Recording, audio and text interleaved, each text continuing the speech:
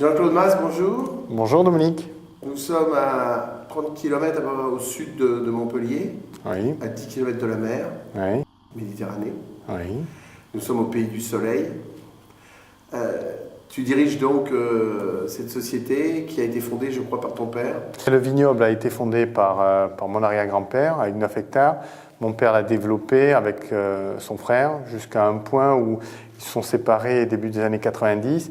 Moi, j'ai hérité de 35 hectares fin des années 90 que j'ai transformé aujourd'hui en ce qu'est le domaine, c'est-à-dire 100 hectares sur le site ici et des vignes à Limoux et une activité de développement avec des producteurs à qui on achète des raisins aussi. Alors, les vins Jean-Claude Mas, enfin les vins Paul Mas, puisque la marque c'est Paul Mas, Paul était ton père. Voilà, la marque, le nom de la société c'est Paul Mas. Je l'ai appelé Paul Mas, un hommage à mon père qui est toujours en vie, mais surtout par rapport à sa passion pour la vigne. Alors, Paul Mas, c'est aujourd'hui combien de bouteilles? Aujourd'hui, on vend surtout à l'étranger, dans une quarantaine de pays, et on vend environ une douzaine de millions de bouteilles. 12 millions de bouteilles. Donc c'est une grande réussite. Enfin, c'est une Oui. explosion du chiffre d'affaires en 20 ans, 90-2010. Et tout ça avec des vins qui sont, alors des vins de terroir à la fois, qui sont des vins de cépage, des vins un peu avec des clins d'œil, comme Arrogant Frog, qui est un des vins qui t'a fait aussi beaucoup connaître à l'étranger. Est-ce que tu peux nous présenter rapidement, parce qu'il y a beaucoup de vins, je crois que tu as une trentaine de même références. 45 aujourd'hui. 45 références. Tu peux un petit peu nous présenter l'essentiel, l'ossature donc de ce que tu fais. Alors, la philosophie des domaines Paul Mas se fonde sur une phrase, c'est des vins de tradition avec une attitude nouveau monde. C'est-à-dire que l'attitude nouveau monde, c'est avant tout une recherche de comprendre ce que veut le consommateur d'aujourd'hui et de demain, contrairement à l'attitude traditionnelle du vigneron traditionnel qui va être de dire « voilà mon vin, voilà le vin que je fais ». Si vous ne l'aimez pas, c'est que vous ne connaissez pas les grands vins. C'est un peu cette attitude un peu arrogante qui m'a conduit à créer Arrogant Frog, la marque Arrogant Frog.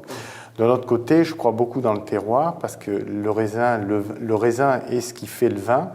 Et un bon vin ne peut être fait qu'à partir de bons raisins. Et les bons raisins, on les trouve dans les bonnes terres, dans les vignes les plus saines, les plus équilibrées, les mieux tenues.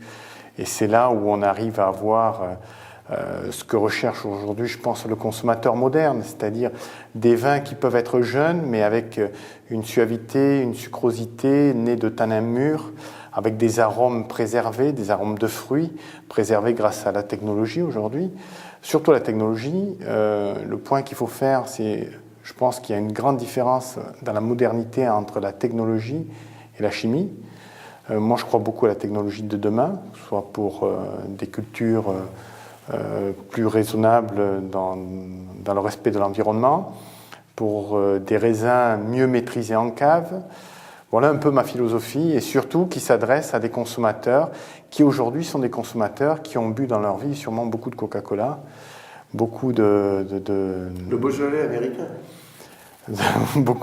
Le Beaujolais américain, si on veut ça. Si, c'est des consommateurs qui voudront avoir quelque chose sur lequel ils ont un plaisir immédiat. Ils n'ont pas besoin d'attendre trop longtemps pour que le vin soit bien. Ils ont ce goût pour le fruit, ils ont ce goût pour la suavité des vins bien faits, quoi. Alors, tu travailles combien de cépages en tout? Aujourd'hui, je vinifie environ 27 cépages. C'est énorme. C'est énorme. Il faut voir que cette région n'a pas d'identité cépage. On peut toujours dire que le Carignan, le Grenache sont des cépages originaux, le Grenache blanc, le Vermentino pour les blancs. En revanche, on a implanté pas mal de nouveaux cépages, de cépages qu'on a appelés nobles, on les appelle moins nobles, mais on les a appelés nobles à l'époque, que ce soit le Chardonnay, le Sauvignon, le Cabernet, le Merlot, le Pinot Noir, etc. C'est des cépages qui viennent très bien dans cette région parce que, bon, on appelle le Languedoc, mais c'est un patchwork, c'est une mosaïque de sol, de climat. Mes vignes à Limoux ne se comportent pas du tout comme les vignes ici près de la mer, à Limoux, sur le piémont pyrénéen, avec des influences atlantiques, des influences méditerranéennes. Donc on a une diversité de climats, de sols, qui permet de faire des vins aussi variés et surtout de faire bien venir des cépages très divers, d'où ces 24 cépages. Un chardonnay à Limoux se comporte comme je dirais, quasiment en Bourgogne. Un Cabernet Sauvignon sur les sous-bergues de l'Hérault se comporte de manière divinement bien. La Syrah sur les piémonts du Massif central donne des résultats exceptionnels. Donc une orientation, on va dire, visiblement et fondamentalement tournée vers le consommateur, des vins plaisants rapidement, quelques vins de garde, tout à fait, déguster, mais en essayant de coller réellement à un marché en attente de vins plaisants, de vins fruits, de vins plaisir. Tout à fait. Je pense qu'en fonction du budget que l'on a pour faire un vin bien, on va commencer à des vins plaisants, des vins plutôt légers, et finir à des vins structurés mais toujours plaisants, même s'ils sont jeunes. Parce que je crois qu'un vin peut être très tannique, mais très agréable. Très tannique dans le sens où il aura beaucoup de tanin, mais mûr. Le tanin mûr, c'est de la sucrosité. Donc on peut avoir des vins très puissants, qui auront un bon potentiel de garde, mais qui peuvent être appréciés quand ils sont jeunes.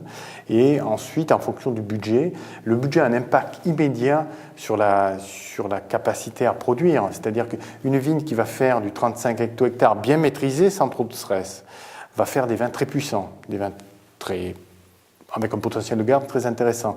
Une vigne où on va passer à 60, 70, 80 hectos par hectare, on va rechercher des choses un peu plus simples, un peu moins puissantes, mais toujours aussi plaisantes sur le fruit, sur une bonne opulence, sur une bonne texture, sur une bonne volupté, qui aussi naît de la maîtrise des sols, mais ça on y reviendra plus tard. Alors, moi ce que je voulais quand même remarquer, nous sommes à côté d'une grenouille sympathique, c'est qu'en plus tu rajoutes, c'est vrai, un fort côté marketing qui amuse beaucoup les clients.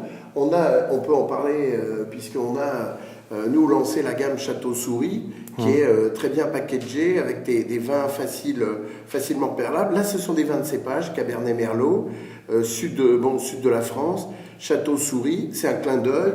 Là il y a Arrogant Frog qui est un vin qui fait un gros score en Angleterre et qui commence à être bien distribué en France. Donc tu t'amuses aussi un petit peu au niveau du marketing. Voilà, je pense qu'il faut sortir des codes un peu trop traditionnels qui sont un peu tristes du vin ou un peu trop arrogants encore pour revenir à ça. C'est-à-dire, il faut en fait, Arrogant Frog, c'est le vin pour les nuls. C'est avoir une approche. Mes enfants rigolent quand ils voient les posters. C'est remettre le vin dans ce qui doit être, c'est-à-dire un plaisir de la vie et non pas très bien une expérience sociale, mais c'est avant tout un plaisir de la vie.